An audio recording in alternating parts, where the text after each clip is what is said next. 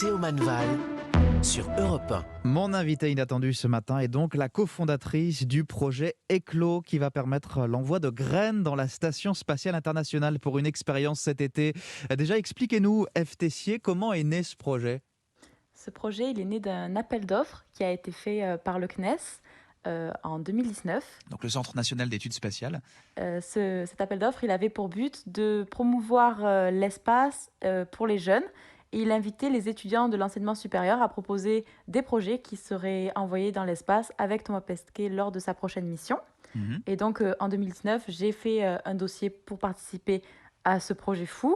Et je l'ai remporté avec mes collègues qui sont désormais membres de l'association Éclos et avec lequel on fait le projet Éclos. Alors ces graines, elles vont partir le 1er août exactement dans un cargo de ravitaillement. C'est quoi comme graines exactement ? Alors ce sont des graines d'œillet d'Inde qui ont été fournies, que l'on a achetées chez le semencier Caillard. Ouais, donc Et des ce fleurs sont des rouge-orangées, graines... je crois.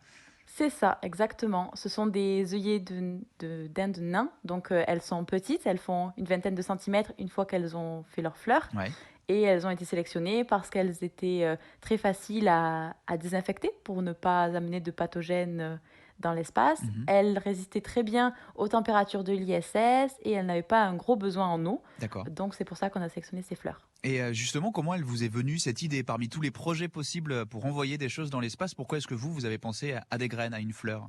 Alors, à l'origine, moi, je suis quand même en biologie végétale. Donc, c'est vrai qu'avoir un projet qui travaillait sur le végétal, c'est ce qui m'animait. Et après, moi, donc, du coup, j'avais un projet qui portait sur la rose du Petit Prince au tout départ. Donc, je voulais envoyer une rose dans l'espace. C'était plus une symbolique qui me plaisait. Amener du beau dans l'espace, ça me parlait.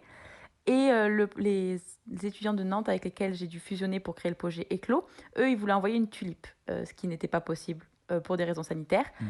Et le mix de nos idées ont donné une fleur qui allait pousser dans l'espace. Et du coup, cette envie de travailler autour du végétal, c'est ce qui nous a animés. Et alors, outre le fait d'envoyer du beau dans la Station spatiale internationale, idée que je trouve déjà très romantique, quel va être vraiment le but de cette expérience avec les œillets d'Inde ?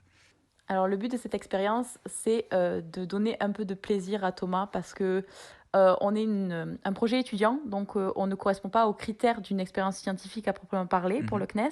Donc, on a fait quelque chose de plutôt lié au bien-être de l'astronaute et à l'envie que, au milieu de toutes ces expériences qu'il va devoir faire et toute cette recherche qu'il doit mener là-haut, il ait un peu de détente, un peu de joie, un peu d'envie peut-être de jardiner et de s'occuper de sa fleur, de l'avoir poussée et de penser à la terre, d'avoir ce lien avec la terre qui soit assez fort et d'amener un peu de végétal et de beauté. Garder le lien avec la terre. Alors oui, il y a déjà une sorte de jardinerie, je crois, dans l'ISS où on a fait pousser des salades, des fleurs aussi en expérience ponctuelle. Là, est-ce que vous pouvez nous expliquer comment ça va fonctionner ?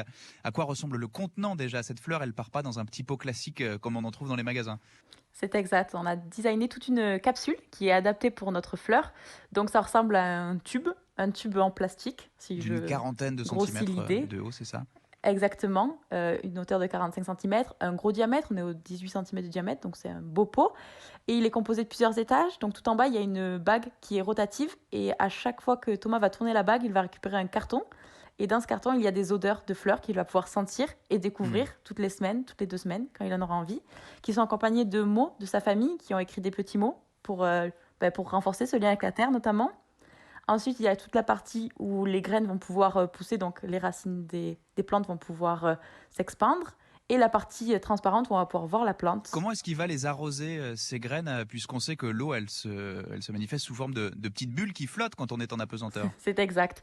Donc, on a prévu une petite valve. Donc, il y a un petit trou dans le pot de terre qui est protégé, bien sûr. La terre ne va pas s'échapper par là. Et grâce à un drinking bag, ce sont des petites poches en plastique qu'il remplit d'eau.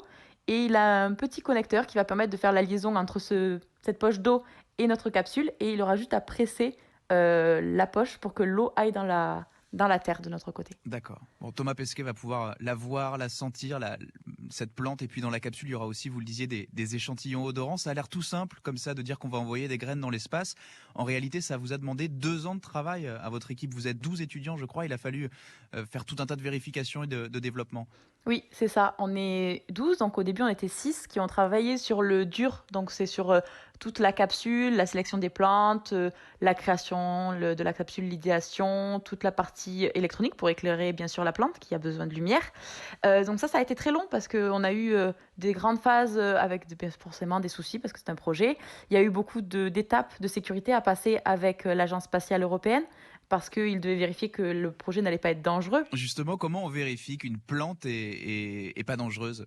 Alors pour la plante, c'est plutôt simple finalement parce que les graines, elles sont désinfectées, donc elles ne présentent pas de risque potentiel. Et ensuite, elles sont enfermées dans notre capsule, donc normalement, elles ne s'échappent pas. Et ensuite, la partie pour assurer donc la sécurité des graines, c'est le fait d'attester que ce sont des graines qui sont non OGM et pas dangereuses pour l'environnement. Et ça, grâce au semencier Caillard, notamment, qui nous a fourni des certificats pour le prouver. On n'a pas eu de souci au niveau des graines. D'accord. Bon, départ le 1er août, comment est-ce que vous serez tenu au courant des avancées, de l'expérience, de la poussée de cet œillet d'Inde? Alors nous, on a demandé dans le protocole de l'expérience d'avoir des photos toutes les 2 semaines de la part de Thomas qui nous envoie un suivi de notre plante. Et on espère qu'on aura des petites nouvelles avec des photos surprises, si c'est possible, si le projet lui plaît. On espère qu'il nous donnera des nouvelles plus souvent que ça.